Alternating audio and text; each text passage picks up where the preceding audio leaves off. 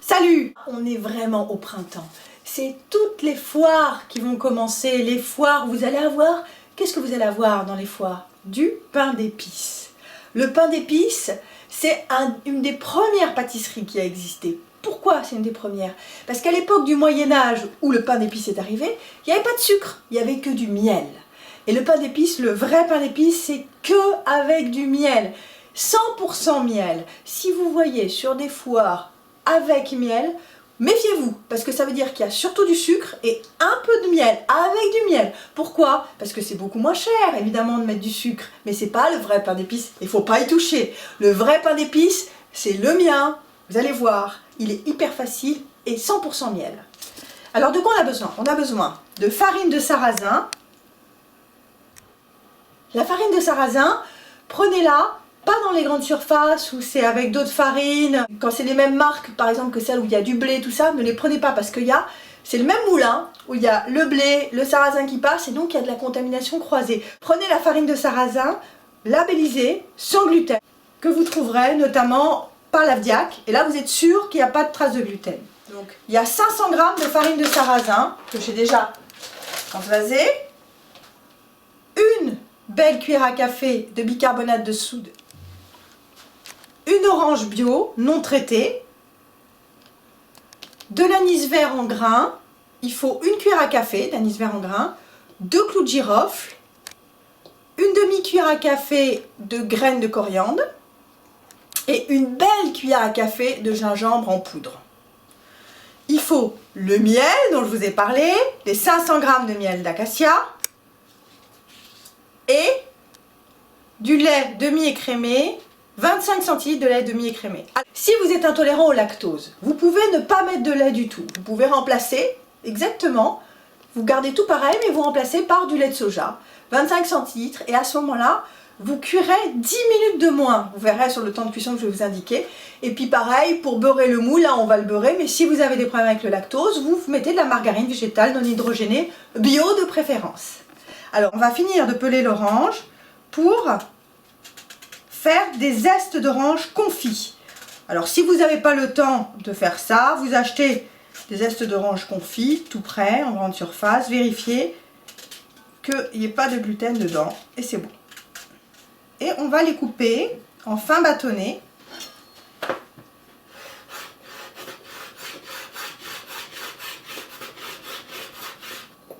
J'ai coupé en bâtonnet les zestes d'orange. Maintenant, je le mets dans une petite casserole. Tous les zestes.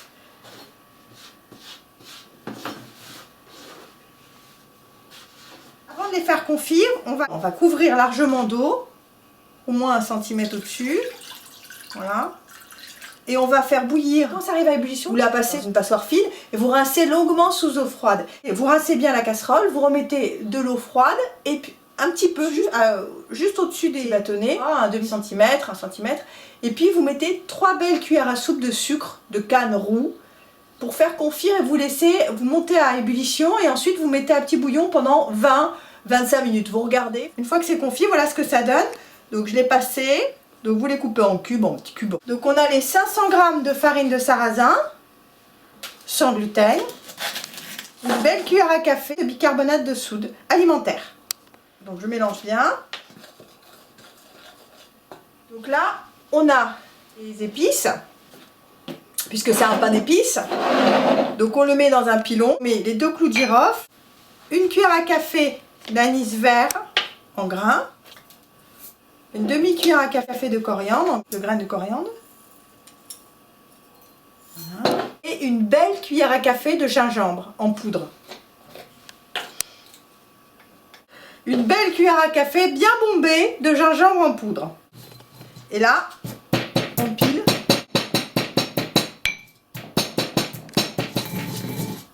Là, tout est bien pilé. On voit bien que c'est bien réduit en poudre. Je vais mettre dans cette petite casserole 25 centilitres de lait demi-écrémé. J'ai mis les 500 g de miel d'acacia. Prenez une petite maryse, comme ça vous perdez rien. Petite Maryse, c'est une petite spatule en caoutchouc. Allez le mettre à bouillir. Et dès que ça bout, on revient ici. Voilà, ça y est, c'est bouillant. Donc je vais mélanger. J'ai une cuillère en bois. J'ai la farine de sarrasin avec le bicarbonate de sodium. Et je verse le lait avec le miel bouillant sur la farine de sarrasin et le bicarbonate de sodium. Et voilà.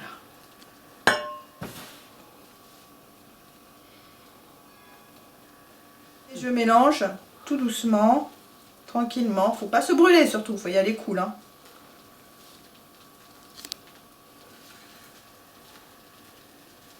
Alors c'est normal que vous sentiez une petite résistance au bout d'un moment. C'est normal. Tenez bien votre bol. Si c'est trop chaud, vous mettez un petit linge. Donc on va finir de mélanger avec la spatule. Bien mélanger. Là, il reste de la farine en dessous. Maintenant, j'ajoute les épices.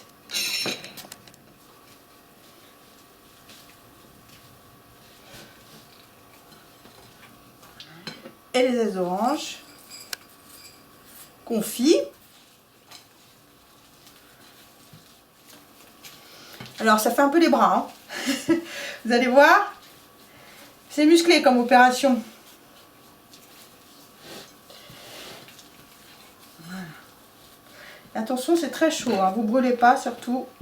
J'ai un moule de 26 cm de longueur, moule standard que vous trouvez en supermarché. Je l'ai déjà beurré. Alors encore une fois, pour ceux qui sont intolérants au lactose, vous mettez de la margarine végétale non hydrogénée. Ce sera exactement pareil, ce sera aussi bien. Et un papier cuisson, assez grand. On enfonce dedans et on fait un petit trait bien au milieu. On fait un petit trait de chaque côté. Comme ça. On fait une petite marque pour que ça s'enfonce bien.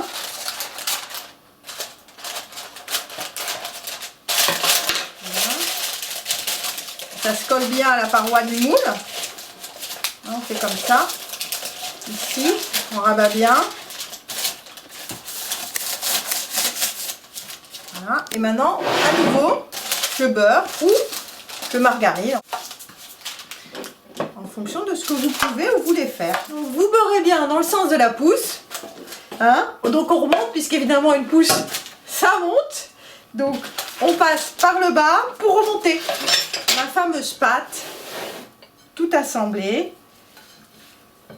dans le moule. Et là, c'est chaud, hein. C'est normal.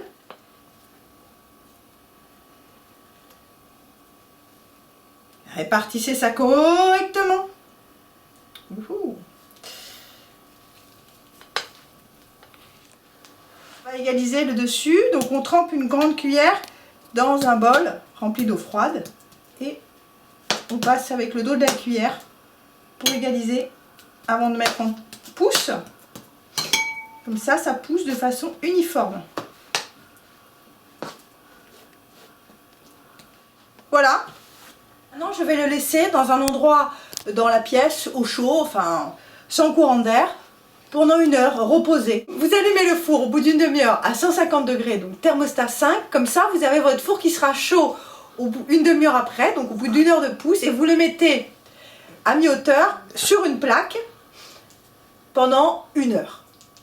Et au bout d'1 heure, vous le sortez, vous le retournez, vous le mettez sur une grille. Si vous n'utilisez pas de produits laitiers, n'oubliez pas, c'est pas 1 heure, mais c'est 50 minutes de cuisson avec le lait de soja. Et voilà, et bon, on y va, on veut faire pousser. Moi j'en ai déjà un de près et je vais vous le montrer. Le voilà, le magnifique pain d'épices, il est sublime.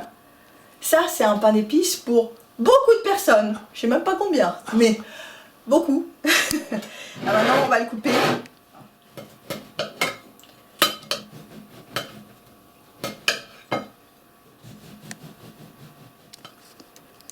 Voilà, je prends la tranche.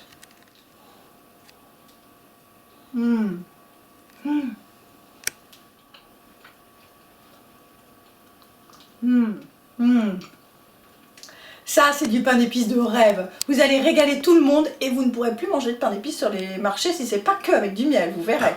Allez, à dimanche prochain, salut!